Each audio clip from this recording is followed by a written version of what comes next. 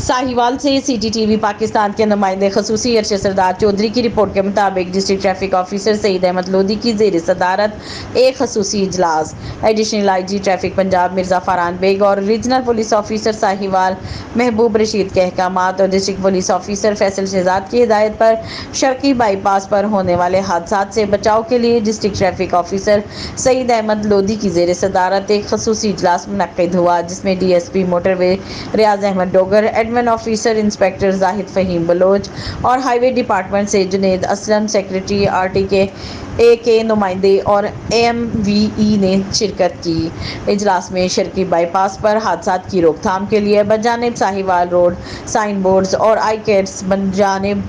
Lahore Multan road आगाही नस्ब करने पर इत्तेफाक किया गया। इस सिलसिले में district traffic officer Saeed Ahmad Lodhi ने DSP मोटरवे और मुताल्लिका ऑफिसर्स के हमरा शर्की बाईपास पर ट्रैफिक के बहाव का जायजा लिया और बेहतरी के लिए मुख्तलिफ तजावीज़ और सिफारिशात पर जल्द काम शुरू करने पर तफसीली गुफ्तगू की गई।